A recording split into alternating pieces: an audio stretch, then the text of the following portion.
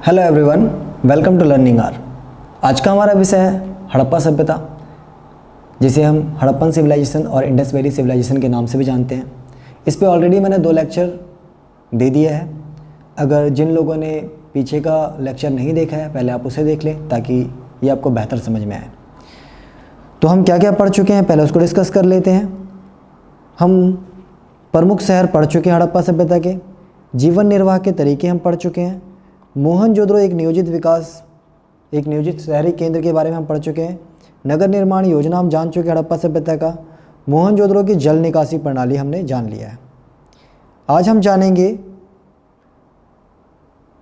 हड़प्पा सभ्यता के स्नानागार के बारे में, यानी मोहनजोदड़ो में जो हमें विशाल स्नानागार मिला है उसके बारे में हम जानेंगे। फिर हम उसके अन्नागार के बारे में जानेंगे और फिर हम जानेंगे उनके आर्थिक जीवन के बारे में। तो आज हम इन 3 टॉपिक को करने वाले हैं। तो चलिए समझते हैं मोहनजोदड़ो के स्नानागार।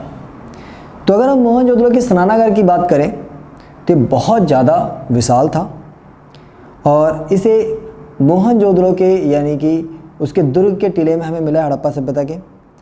और इस स्नानागार का निर्माण कुछ इस तरीके से किया गया था जिसमें चारों तरफ हमें छोटे छोटे कमरे मिले हैं देखने को। अब जैसा कि आप इस डायग्राम में देख सकते हैं, चारों तरफ कमरे मिले हैं छोटे छोटे। अब इसको ऊपर का जो इसका हिस्सा था वो लकड़ी से बनाया गया था और नीचे का जो बेस था वो ईंट से बना हुआ था। यही कारण है कि नीचे का जो ईंट वाला जो हिस्सा था वो पूरी तरीके से हमें सुरक्षित देखने को मिलता है, लेकिन जबकि इसके ऊपर का जो संरचना था जो आप यहाँ पे देख सकते हो गायब है, जो लकड़ी का था। हो सकता है लंबे समय के कारण दीमक खा गए होंगे या सड़ गए होंगे, गल गए होंगे धूप बारिश में खुले में होने के कारण, तो लंबे समय तक ये बच नहीं पाए। अब इसकी संरचना की अगर हम बात करते हैं तो ये कमरे का मे बी कुछ लोग अलग अलग इतिहासकार अलग अलग तरीके से बताते हैं। कुछ लोग बताते हैं कि इसमें स्त्रियां कपड़े बदलने के लिए इन कमरे का इस्तेमाल करती होंगी। ये जो आप परिसर देख सकते हैं, इसमें चारों तरफ कमरा है। इसके अलावा एक कमरे में हमें कुआं मिला है। शायद उस कुएं से निकाल करके पानी को किस में भरा करते थे, इस जलाशय में भरा करते थे। अच्छा, हड़प्पा सभ्यता का जो हमें जलाशय मिला इसमें उत्तर और दक्षिण दिशा में हमें सीढ़ियाँ मिली है। कुछ इतिहासकारों का मानना है कि ये दोनों सीढ़ियों का इस्तेमाल नहीं करते थे पानी में जाने के लिए। एक सीढ़ी का इस्तेमाल पानी में उतरने के लिए करते थे, जबकि दूसरी सीढ़ी का इस्तेमाल पानी से बाहर निकलने के लिए करते थे। शायद ऐसा इसलिए करते थे ताकि जिससे एक सीढ़ी सूखी रहे, तो जिससे ऑब्वियस सी बात है जिससे पानी में उतरेंगे वो सूखी रहेगी और जिससे पानी में से बाहर निकलेंगे वो गीली रहेगी, ताकि फिसलन ना हो, कोई गिरे ना। अब तक इतिहासकारों ने हड़प्पा सभ्यता में कोई भी पूजा का स्थल मिलने का एविडेंस उन्हें नहीं मिला, कोई मंदिर वगैरह हमें नहीं मिला है, लेकिन इतिहासकारों ने सिर्फ यही एक स्नानागार ही ऐसा है जिसको उन्होंने पूज्य स्थल माना है, जहाँ पे पूजा करने का स्थल के रूप में इसको देखा गया है। इस हड़प्पा सभ्यता में जो स्नानागार है उसको जलबद्ध करने के लिए, यानी कि पानी बाहर रिसे ना, बाहर लीकेज ना हो, इसलिए इन्होंने क्या किया, बिटुमन और जिप्सम का प्रयोग किया है, जिप्सम का, ताकि पानी को यहाँ पे जलबद्ध किया जा सके। लंबे समय तक इसमें हड़प्पा सभ्यता के बारे में ये माना जाता है कि स्नानागार में लोग सामूहिक स्नान के लिए इसको इस्तेमाल करते होंगे। सामूहिक स्नान का मतलब क्या है, लोग मिल करके कम्युनिटी में स्नान करते होंगे। हो सकता है किसी तीज त्यौहार के दिन या किसी त्यौहार को सेलिब्रेट करने के लिए ऐसा करते होंगे। लंबे समय में आपको भी पता है कि पानी, स्थिर पानी काफ़ी लंबे समय तक सुरक्षित नहीं रहता, वो गंदा हो ही जाता है। तो ये जब पानी गंदा हो जाता था तो इस पानी को निकालने के लिए एक आउटलेट बना हुआ था, निर्गम पॉइंट बना था, जहाँ से ये पानी निकल करके सीधा खेतों में चला जाता था। तो इस पानी का इस्तेमाल ये लोग क्या करते थे, सिंचाई के लिए भी कर देते थे। तो हमें मोहनजोदड़ो में स्नानागार मिला है, इसके अलावा हड़प्पा में भी मिला है। दोनों के स्नानागार में एक फ़र्क है कि मोहनजोदड़ो में जो स्नानागार मिला है वो तो सिंपल मिला है इस तरीके से। एक जगह पे हमें स्नानागार मिला है जिसमें नीचे जाने के लिए सीढ़ियाँ बनी हुई है और बीच में हमें अलमारी टाइप का बना हुआ है जिसके अंदर देवी देवताओं को रखने के लिए, जैसा कि बेसिकली आजकल पुराने ज़माने में आप गांव विलेज वगैरह में जाओगे तो आप देखते हो कि अलमारी टाइप का बना होता है दीवार के अंदर, जहाँ पे देवी देवता को रखते हैं। तो ऐसा इन्हें भी कुछ मिला और वहाँ पे ना ब्लैक कलर के स्पॉट्स मिले हैं, यानी जैसे दिया जलाते हैं तो काले काले निशान बन जाते हैं, तो वो दिए जलाने के साक्ष्य मिले हैं, जिससे ऐसा लगता है कि हो सकता है कि इस नदी के माध्यम से सिंधु और सरस्वती नदी का पूजा करते होंगे, क्योंकि इस स्नानागार में डायरेक्ट सिंधु और सरस्वती नदी का पानी आता था, ऐसा इतिहासकारों का मानना है। इसके अलावा स्नानागार में हमें धार्मिक स्थल के बारे में बस इतना ही जानकारी मिलता है। आगे बढ़ते हैं हम, स्नानागार से आगे बढ़ते तो हमें हड़प्पा सभ्यता में क्या मिला, अन्नागार मिला है, विशाल अन्नागार। अन्नागार क्या, अन्न के कोठार मिले जहाँ पे ये अनाज को रिस्टोर करके रखते थे अपने बुरे वक्त के लिए।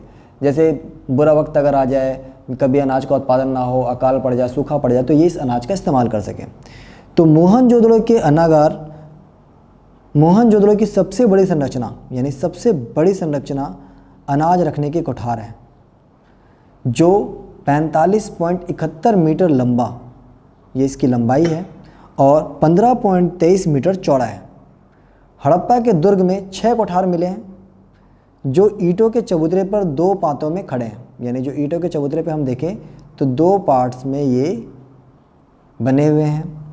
हर एक कोठार 15.23 मीटर लंबा और 6.9 मीटर चौड़ा है। यानी कि लंबाई तो सबका सेम ही है, बस चौड़ाई से चेंज है, क्योंकि टोटल 45.71 मीटर जाना है, तो इसमें 6.9 मीटर के चौड़े चौड़े बने हुए हैं और लंबाई सबका सेम है। यानी कह सकते हैं कि लंबाई सबका ये है तो चौड़ाई आपका अलग अलग हो गया, तो इस तरीके से मिला करके ये इधर अलग हो गया और ये सबका सेम है, यानी जितना इसका है उतना इसका है उतना इसका है। इसके अलावा नदी के किनारे से कुछ 1 मीटर की दूरी पर है। नदी के माध्यम से अनाज को लाया जाता था, उसके बाद उसको वहाँ से लोड करके इस अन्नागार में ला करके रिस्टोर किया जाता था। इन 12 इकाइयों का तल क्षेत्र लगभग कितना है? 3838.125 838.125 वर्ग मीटर है, जो लगभग उतना ही होता है जितना मोहनजोदड़ो के कोठार का होता है। यानी अगर इसका हम एग्रीगेट देखें, इसका एवरेज देखें, क्षेत्रफल निकालें, तो इसका क्षेत्रफल उतना ही है जितना मोहनजोदड़ो के कोठार का मिलता है। मोहनजोदड़ो में हमें सिंगल कोठार मिला, जबकि हड़प्पा में हमें क्या मिला? छह के, मतलब हड़प्पा में 6 के पॉइंट पात्र में मिले, जबकि मोहनजोदड़ो में हमें मतलब 6 के हिस्से में मिले हैं। तो मोहनजोदड़ो से हड़प्पा में दुर्ग में 6 कोठार मिले हैं और मोहनजोदड़ो में सिंगल मिला है। हड़प्पा के कोठारों के दक्षिण में खुला फर्श है, थोड़ा सा मिसप्रिंट हो गया, तो दक्षिण में हमें खुला फर्श मिला और इस पर 2 कतारों में ईंट के वृत्ताकार चबूतरे भी मिले हैं। फर्श की दरारों में हमें क्या मिला है? गेहूं के जौ के दानों के साक्ष्य मिले, एविडेंस मिले। गेहूं के जौ के दाने हमें दरारों में मिले, इसका मतलब क्या था कि यहाँ पे गेहूं और जौ को साथ में अलग करने का काम करते होंगे। इससे प्रतीत होता है कि चबूतरे पर कृषि की दवनी होती थी, फसल की क्या करते थे ये लोग? चबूतरे पर दवनी करते थे, यानी अनाज को भूसे से अलग करते थे। हड़प्पा में 2 कमरे वाले बैरक भी मिले हैं, जो शायद मजदूरों के रहने के लिए बने होंगे। तो मजदूर लोग क्या करते होंगे? इस बैरक में रहते होंगे। कालीबंगा में भी नगर के दक्षिण भाग में ईंटों के चबूतरे बने हैं, जो शायद कोठारों के लिए बने होंगे। इस प्रकार यह स्पष्ट होता है कि कोठार हड़प्पा संस्कृति के अभिन्न अंग हैं। तो कोठार हड़प्पा सभ्यता का अभिन्न अंग है, जिसको हम अलग करके नहीं देख सकते, और वो बहुत ही नेसेसरी है। अब आते हैं हड़प्पा सभ्यता के आर्थिक जीवन पे। तो हड़प्पा सभ्यता के आर्थिक जीवन की बात करें तो उनका आर्थिक जीवन किस चीज़ पर निर्भर करता था? कृषि पर। वो लोग खेती करते थे एवं पशुपालन करते थे, वो लोग जानवर को पालते थे। तो वो लोग शुरू में हम डिस्कस कर चुके हैं फर्स्ट लेक्चर में ही कि वो लोग क्या करते थे? खेती करते थे, अनाज यानी शाकाहारी भी थे, मांसाहारी भी थे। तो वो लोग खेती भी करते थे और जानवरों को भी पालते थे, तो पशुपालन दोनों काम करते थे। आज के मुकाबले सिंधु प्रदेश पूर्व में बहुत उपजाऊ हुआ करता था। देखिए, आपको ये पता नहीं है, सिंधु घाटी सभ्यता के जो लोग थे वो स को ह बोलते थे, तो सिंधु से बना हिंदू, ठीक है, और फिर वहाँ के लोगों को हिंदू हिंदू कहा जाने लगा। तो जो आज हम हिंदू यूज़ करते हैं वो सिंधु से ही उसका ओरिजिन हुआ है कहीं ना कहीं। तो ये काफ़ी ज़्यादा ये जो उपजाऊ प्रदेश था सिंधु नदी के आसपास का। और ईसा पूर्व 4वीं सदी में सिकंदर के एक इतिहासकार ने कहा था कि सिंध इस देश के उपजाऊ क्षेत्रों में गिना जाता है। तो सिकंदर के एक इतिहासकार ने कहा था कि काफ़ी ज़्यादा उपजाऊ क्षेत्र है। पूर्व काल में प्राकृतिक वनस्पति बहुत थी, यानी नेचुरल रिसोर्सेज बहुत ज़्यादा था यहाँ पे, जिसके कारण यहाँ बहुत ज़्यादा वर्षा होती थी। कहते हैं पेड़ और समुद्र और पहाड़ ये बारिश को खींचते हैं, पानी को खींचते हैं। तो जहाँ पे बहुत ज़्यादा मात्रा में जंगल होता है वहाँ पर बारिश भी बहुत ज़्यादा होता है। तो यहाँ पर घने वन होने के कारण वर्षा भी काफ़ी अच्छा खासा होती थी, तो लोगों के रहने लायक का बंदोबस्त था यहाँ पे। यहाँ के वनों से ईंट पकाने और इमारत बनाने के लिए लकड़ी बड़े पैमाने पर इस्तेमाल में लाई गई है। तो यहाँ के जंगल से हमें क्या मिला है? बड़े पैमाने पर ईंट पकाने के लिए लकड़ी ये ले जाते थे, ठीक है, इमारत बनाने के लिए लकड़ी ले जाते थे। तो बहुत बड़े पैमाने पर इन्होंने क्या किया? लकड़ी की कटाई की, जिसके कारण धीरे धीरे क्या हुआ? जंगल सिमटता चला गया। सिंधु की उर्वरता का एक कारण सिंधु नदी से प्रतिवर्ष आने वाली बाढ़ थी। तो एक कारण ये भी था कि हर साल सिंधु नदी से क्या आता था, बाढ़ आता था। और जब बाढ़ आता था तो क्या होता था, मृदा अपरदन होता था, यानी कि वो वहाँ से बाढ़ में मिट्टी भी साथ में लेकर के आ जाता था और वो मिट्टी काफ़ी उपजाऊ होती थी। तो सिंधु घाटी का उपजाऊ होने का कारण ये भी था कि बाढ़ के कारण वो उपजाऊ मिट्टी वहाँ पर आ रहे हैं। गांव की रक्षा के लिए खड़ी पक्की ईंट की दीवार इंगित करती है कि बाढ़ हर साल आती थी। तो गांव की रक्षा के लिए उन्होंने क्या किया था, पक्की मिट्टी का दीवार बना रखा था, ठीक है। और जो ये डिनोट करता था कि यहाँ पर अक्सर बाढ़ यानी हर साल आया करते थे। और यहाँ के लोग बाढ़ के उतर जाने के बाद, यानी जब बाढ़ खत्म हो जाता था तो नवंबर के महीने में बाढ़ वाले मैदान में बीज बो देते थे। यानी कि जैसी बाढ़ चला गया, वो जो मिट्टी आया बाढ़ के थ्रू, उस मिट्टी में इन्होंने क्या किया, अपना बीज बो दिया। और अगली बाढ़ आने से पहले, अगला बाढ़ इनको पता था कब आएगा, उससे पहले ही अप्रैल के महीने में क्या करते थे, अपना फसल, अपना गेहूं और जौ का फसल काट लेते थे। यहाँ हमें कोई फावड़ा या फाल तो नहीं मिला है, लेकिन कालीबंगा में कूट हल रेखा में मिले हैं। हल रेखा में कैसे मिला है, वो ना एक साथ दो फसल उगाया करते थे। तो हल चलाने का जो हमें साक्ष्य मिला वो इस तरीके से ऐसे ऐसे खेत जोतते थे और फिर कुछ खेत ऐसे ऐसे जोतते थे। तो इस तरीके से ये खेत जोतते थे ताकि इनको पता चले कि अगर इस खेत में उन्होंने अलग फसल उगाया है ना, तो दूसरे खेत में अगर अलग फसल उगाएंगे तो उनको पता चल जाए। तो अगर इसमें क्या करते हैं, अलग फसल उगाते हैं, इसमें अलग फसल उगाते हैं, तो दोनों का उनको बहुत आसानी से अंदाज़ा मिल जाता है। तो ये क्या कहते हैं, इन लोगों ने कर रखा था, एक सिस्टम बना रखा था ताकि अलग अलग फसल उगाएं और इनको पता चल जाए, किसी भी किस्म का कन्फ्यूज़न ना हो। अगर दोनों खेत यू रहें, पैरेलल रहते हैं, और इसमें अगर आप यहाँ तक अलग फसल उगाते हो, इसके इधर अलग फसल उगाते हो, तो पता नहीं चलेगा, जबकि यहाँ पे आपको बहुत आसानी से पता चल जाएगा। तो हमें कूट रेखा यानी हल चलाने के निशान भी मिले कालीबंगा से। उनसे आभास होता है कि राजस्थान में इस काल में हल जोते जाते थे। तो इस हल के रेखा के निशान मिला, इससे पता चलता है कि ये लोग क्या करते थे, हल जोतते थे। हड़प्पाई लोग संभवतः लकड़ी के हलों का प्रयोग करते होंगे, तभी तो वो मिला नहीं हमें। फसल काटने के लिए पत्थर के हाशिए का प्रयोग करते थे। देखिए यहाँ पे ये चीज़ जानना बहुत ज़रूरी है कि हड़प्पा सभ्यता के लोगों को लोहे का बिल्कुल भी नॉलेज नहीं था। तो लोहा हमें हड़प्पा सभ्यता में नज़र आता ही नहीं है, कोई भी इतिहासकार को नहीं मिला। उन्हें सोने का ज्ञान था, तांबे का ज्ञान था, पीतल का ज्ञान था, उन्हें ब्रॉन्ज का भी ज्ञान था, लेकिन लोहे का उनको बिल्कुल भी नॉलेज नहीं था। उन्हें ब्रॉन्ज का नॉलेज था, इसलिए हड़प्पा सभ्यता को ब्रॉन्ज एज भी कहते हैं, ठीक है, कांस्य युग भी कहते हैं, जो कि हम शुरू में फर्स्ट लेक्चर में कंप्लीट कर चुके हैं। तो हमें लोहे का कुछ मिला नहीं, तो भाई फसल को किस चीज़ से काटते होंगे। तो इतिहासकार अनुमान लगाते हैं कि वो लोग क्या करते होंगे, वो लोग पत्थर के हाशिए का इस्तेमाल करते होंगे अनाज को काटने के लिए।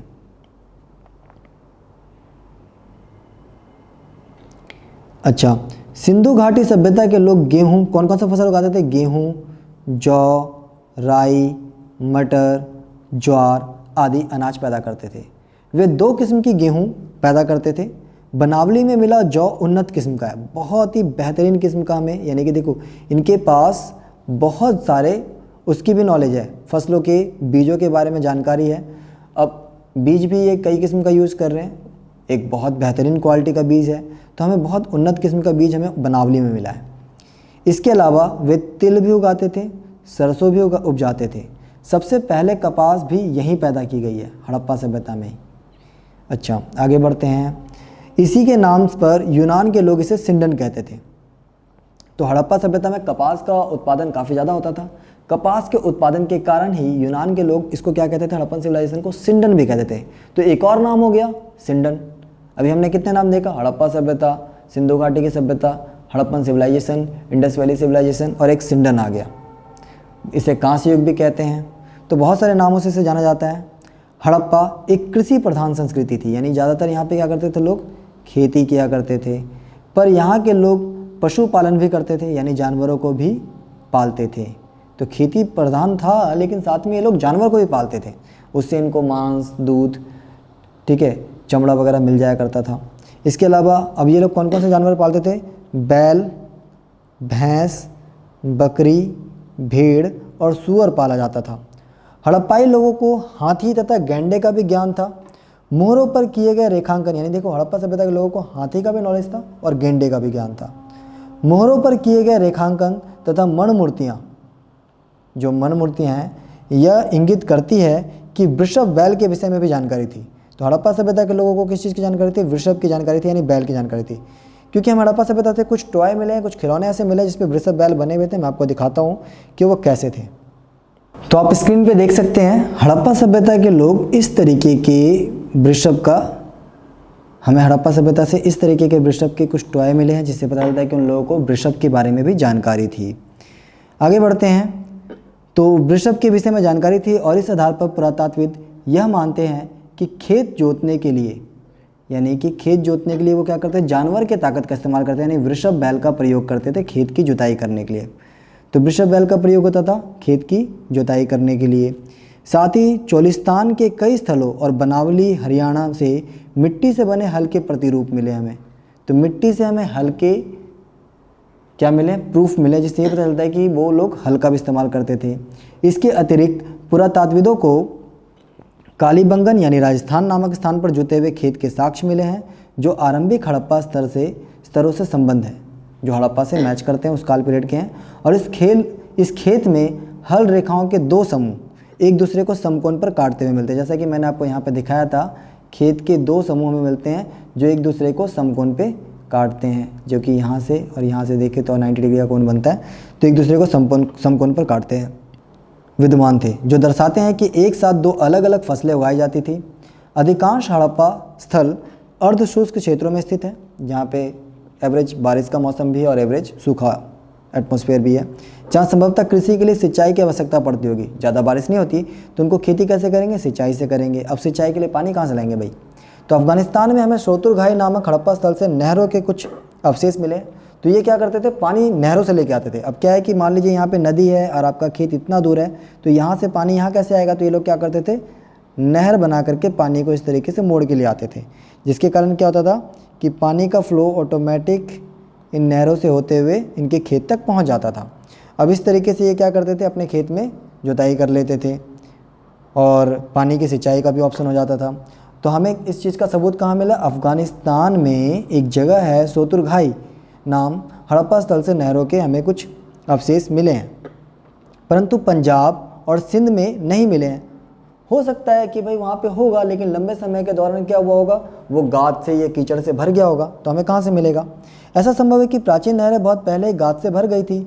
ऐसा भी हो सकता है कि कुओं से प्राप्त पानी का प्रयोग सिंचाई के लिए किया जाता होगा।